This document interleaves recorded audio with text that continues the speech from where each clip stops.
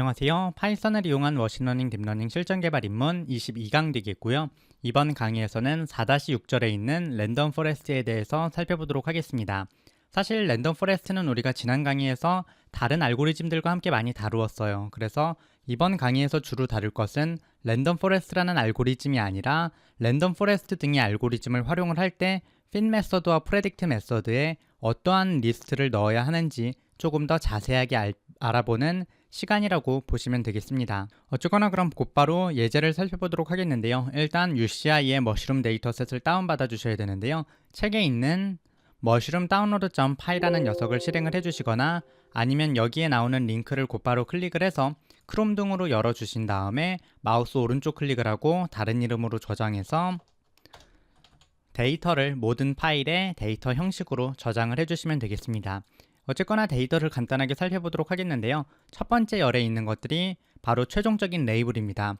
P라고 되어 있으면 독이 있다는 뜻이고요. 포이즌의 줄임말이겠죠. 그리고 E라고 되어 있으면 이디블, 식용해라는 뜻으로 먹을 수 있는 버섯이라는 뜻입니다.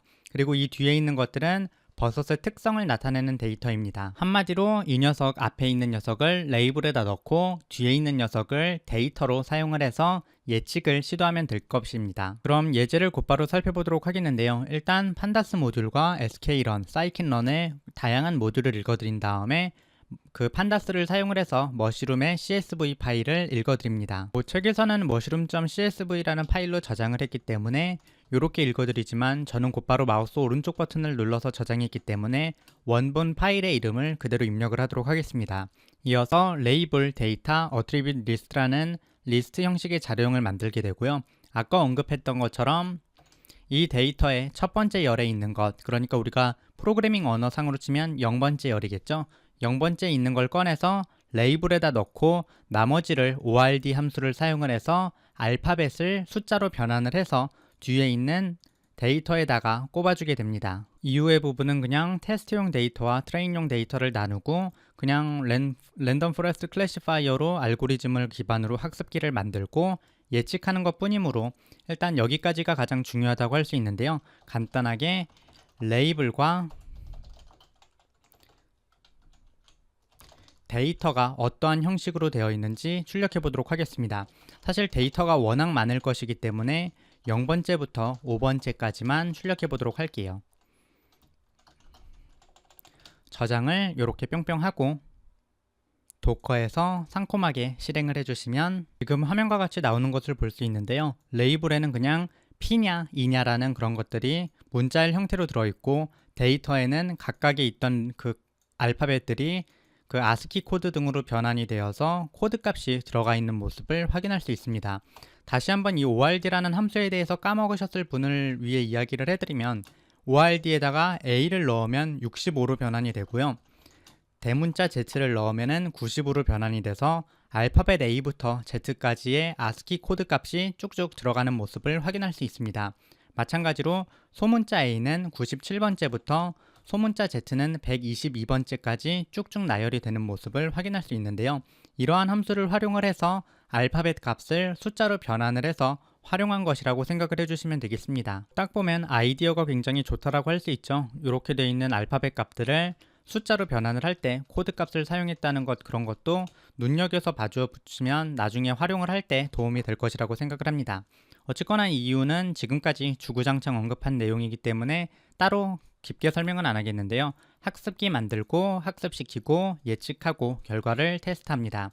그럼 한번 코드를 저장을 하고 상콤하게 익시스로 빠져나온 다음에 클리어 한번 하고 실행을 해주도록 하겠습니다. 실행을 하게 되면 잠시의 시간이 지난 뒤에 지금 화면과 같이 출력하는 모습을 볼 수 있는데요. 정답률이 1.0 정도로 나오는 모습을 확인할 수 있는데 1.0이기 때문에 한마디로 100%죠. 그래서 100%의 확률로 어떠한 버섯이 독버섯인지 아니면 먹을 수 있는 버섯인지 예측할 수 있다는 것을 확인할 수 있습니다. 어쨌거나 그럼 곧바로 195페이지에 있는 데이터를 숫자로 변경할 때 주의사항에 대해서 살펴보도록 하겠는데요. 우리는 지금 숫자로 변환을 해서 나타냈어요. 그 지금 있던 아까 대문자 a는 65부터 쭉쭉쭉쭉 나가는 값으로 변환을 했는데요. 그 버섯들의 속성은 사실 선형적으로 값이 나타내어지지 않아요. 버섯이 벨형이냐 아니면 볼록한 형이냐 평평한 형이냐는 그 숫자로 나타내서 우선순위를 정렬을 할 수 있는 값이 아닙니다. 책에 있는 예제를 보아도 아시겠지만 빨강과 파랑과 초록과 흰색은 숫자로 나타낼 수 있지만 1, 2, 3, 4라는 게 어떠한 의미를 갖고 있진 않아요. 빨강이 대체 뭐가 적길래 1인 거고 흰색이 뭐가 많길래 4인지 이러한 것에 대한 연관성을 직접적으로 생각하실 수 없다면 이렇게 연관된 숫자로 나타내는 게 아니라 지금 책에 있는 것처럼 리스트로 나타내서 연관성이 없다라는 것을 명시해 주는 것이 좋습니다. 책에서는 이 값이 분류 변수인지 아니면 연속 변수인지를 꼭 생각해야 된다고 나오는데요. 이와 같은 걸 주의를 해주셔서 기계학습에 학습을 시키거나 예측을 하실 때 데이터를 적절하게 넣어주셔야 합니다. 그래서 책에서는 이러한 형태의 값을 활용을 하고 있습니다. 코드를 활용하고 있습니다. 보시면 아시겠지만 attr list, attribute list라는 것을 활용을 해서 이 값을 컬럼으로 나타내고 그 컬럼에 있는 값을 변환하는 것이라고 볼 수 있겠는데요. 마찬가지로 요 아래에 있는 내용이 중요한 게 아니라 요 위에 있는 내용이 중요하기 때문에 아래쪽에 있는 녀석을 문자열 처리를 하고 한번 코드를 실행해 보도록 하겠습니다. 아까 데이터를 0번째부터 5번째까지 출력을 했죠. 그래서 데이터만 한번 출력해 보도록 하겠습니다. 코드를 저장을 하고 클리어 한번 먹이고 상콤하게 실행을 해주시면 데이터를 읽어드린 다음에 출력하게 되는데요. 지금 내용을 보면 아시겠지만 아까와 다르게 굉장히 많은 값들이 나오게 됩니다. 리스트를 사용을 해서 각각의 값들이 어떠한 녀석인지를 하나하나 나타내고 있는데 코드를 보시게 되면 버섯의 각각의 특징을 1개, 2개, 3개, 4개, 5, 6, 7, 8, 9, 10, 11, 12개의 리스트를 사용해서 출력을 했습니다. 이때 12개 각각이 하나의 형태를 나타내게 되는데요. 우리 아까 코드를 보게 되면 X, S, N, T, P, F, C, N, K, E, E 등이 있는데 이러한 녀석들이 연속되어서 12개씩 나타나는 것이라고 보시면 되겠습니다. 어쨌거나 이러한 형태로 데이터를 나타내서 사용하는 것이 아까 숫자를 사용해서 나타내는 것보다 좋다라고 기억을 해주시면 좋겠습니다. 물론 아까 언급했던 것처럼 무조건 좋은 건 아니에요. 분류 변수일 때, 그러니까 이 값의 크고 작음이 큰 의미가 없을 때 이렇게 나타내는 것이 좋다는 것이지 무조건적으로 아까와 같이 나타낸다고 좋은 것은 아니라는 걸 다시 한번 기억을 해주시면 좋겠고요. 어쨌거나 다시 코드로 돌아와서 아래쪽에 있던 문자열 처리를 해제를 한 다음에 코드를 실행을 해보면 잠시의 시간이 지난 뒤에 아까보다 약간은 조금 걸리죠. 1.0이라는 100%의 정답률을 내는 모습을 확인할 수 있습니다. 여기 코드 같은 경우에는 사실 파이썬은 기본적인 연산자를 활용한 그러한 코드이기 때문에 따로 언급은 하지 않고 넘어가겠지만 굉장히 중요한 형태의 변환 방식이기 때문에 차근차근 살펴보면서 한번 이러한 식으로 변환을 한다라고 기억을 해주시면 좋겠습니다. 어쨌거나 랜덤 포레스트 부분 넘어가도록 하고요. 데이터를 검증하는 방법에서 크로스 밸리데이션에 대해서 간단하게 언급하고 넘어가도록 하겠습니다. 우리가 어떤 데이터가 3개가 주어졌다고 할 때 이 3개를 가지고 0, 1, 2라고 입력을 할게요.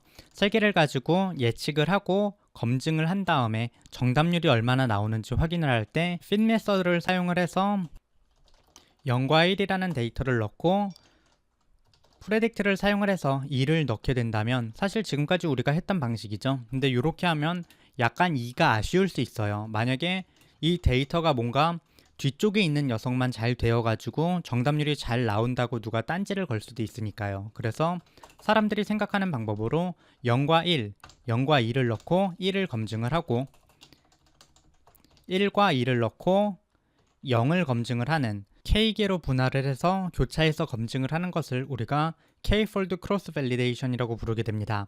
이렇게 돼서 예를 들어서 만약에 정답률이 0.85 그리고 0.8, 0.75 정도 나온다면 현재는 3개로 분할했으니까 3-fold cross validation이겠죠. 이 녀석들의 평균을 내서 정답률이 0.8이라고 계산을 하는 것이 바로 이 다음 절에 나오는 4.7절 앞쪽에 있는 내용이라고 할 수 있겠습니다. 이론만 아시면 쉽게 사용할 수 있기 때문에 따로 설명은 하지 않도록 하겠고요. 이 아래에 있는 그리드 서치는 우리가 학습기에 매개 변수를 어떻게 넣을 것인가와 관련된 내용인데 이것도 사실 살펴보시면 굉장히 좋은 내용이기 때문에 차근차근 살펴보시면 되겠습니다. 어쨌거나 그러면 지금까지 4장 머신러닝의 내용을 모두 살펴보았고요. 5장부터는 딥러닝에 대해서 살펴보도록 하겠습니다. 참고로 이 책에 텐서플로우를 설명을 하는 부분이 앞쪽에 있는데요. 우린 텐서플로우를 쭉 건너뛰도록 할 거고 뒤에 나오는 케라스부터 사용을 하도록 하겠습니다. 사실 이렇게 말하면 텐서플로우를 안 한다라고 당황하실 분들이 있는데요. 사실 텐서플로우는 기계학습 라이브러리가 아니고 딥러닝 라이브러리가 아니고 그냥 연산 라이브러리예요. 그 연산 라이브러리가 분산 처리 등을 굉장히 잘하기 때문에 딥러닝에 사용할 뿐입니다. 그래서 우리는 본격적으로 텐서플로우를 활용을 해서 딥러닝을 하는 케라스라는 라이브러리를 활용을 해서 쉽게 딥러닝에 대해서 살펴보도록 하겠습니다. 어쨌거나 그럼 오늘 강의는 여기까지 되겠고 다음 강의에서 뵙도록 하겠습니다. 감사합니다.